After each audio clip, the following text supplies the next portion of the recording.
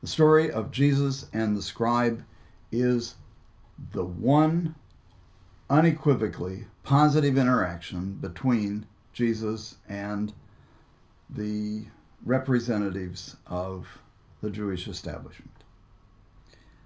It is a legal discussion and needs to be told in the style of rabbinic arguments and discussions.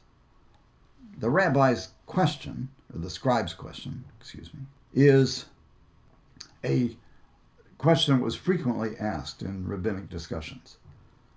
There were counted 613 commandments in the Torah, 248 that were positive, 365 that were negative. There were extensive discussions among the rabbis about which were heavy and light, that is, which were really important and which were of lesser importance. The character of these debates was then trying to sort through the multitude of laws and commandments to identify which ones were most important. The character of this kind of discussion is reflected in a story that was told about Hillel and Shammai in the Babylonian Talmud that John Donahue remembers in his commentary on Mark. A Gentile came to Shammai, who was a conservative rabbi, and said to him, "I will become a proselyte if you can tell me the whole of the Torah while I stand on one foot." And Shammai got a wood stick and chased him away. The Gentile went to Hillel and asked him the same question.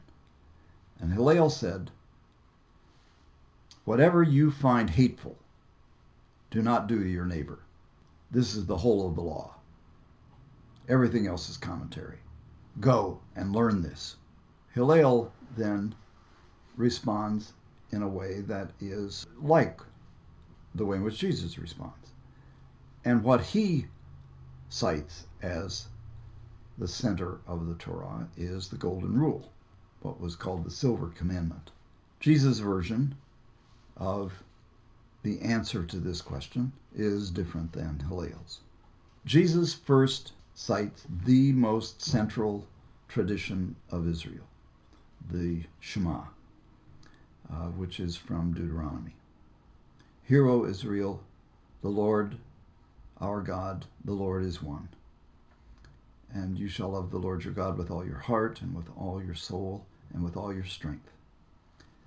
Now, Jesus adds to the Shema his phrase, "with all your mind." So he makes it even the Shema. He adds to the tradition. In the context of the Greco-Roman world, this addition was probably needed because Gentiles and others did not assume, as was the case in the ancient world when Deuteronomy was originally composed, that the heart was the center of understanding. And so to love God with all your mind was included in with all your heart. But that was no longer the case in Jesus' day. And so to add with all your mind was also to focus on the intellectual love of God. The distinctive dimension of Jesus' interpretation of the law is that he adds to the Shema, which is in Deuteronomy 6:4, the commandment from Leviticus, which is, "You shall love your neighbor as yourself." The combination of these two then is a distinctive interpretation of the law. The significance of this in its context is that Jesus neither neglected the love of God nor the love of neighbor.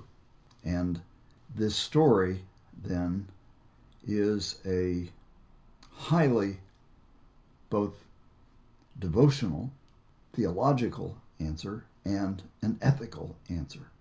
That is, that the love of God is intimately connected with the love of neighbor and vice versa. In the telling of this story, it is important to make the tone of this story one of mutual respect between Jesus and the scribe. Often, this story is read with a kind of superior attitude toward the scribe. Now, a scribe came up and asked him a question, and then the tone in which the story is told often is a put down of the scribe.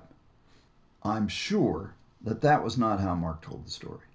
The attitude toward the scribe needs to be positive, and the telling of his words of respect for Jesus as a teacher, and his saying back to him in his own words what Jesus had said, and contrasting that with the normative priestly tradition that the most important thing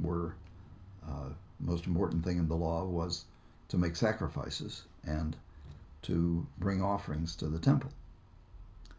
So they both agree, and Jesus' words are the strongest praise that he gives to any scribe or teacher of the law in the whole of the gospel tradition. So this is a wonderful story that reflects the positive dimensions of the discussions that Jesus had with other Jewish teachers in his time. The issue that is discussed by Jesus and the scribe remains a lively issue now. What is the most important dimension of the law and of our obedience to God? Is it the Ten Commandments? Is it the Golden Rule? Is it these commandments? And if it is these two commandments, what do they really mean in people's lives? The love of neighbor is at the heart of ethics, and it is intimately connected with the love of God. The reason to love one's neighbor is an outgrowth of the energy that comes from the love relationship with God. But a relationship with God founded in love that does not find expression in the love of neighbor is misplaced love. It is not complete. So these two commandments do constitute a central focus of our attention and are worthy of our memory, our prayer, and our action.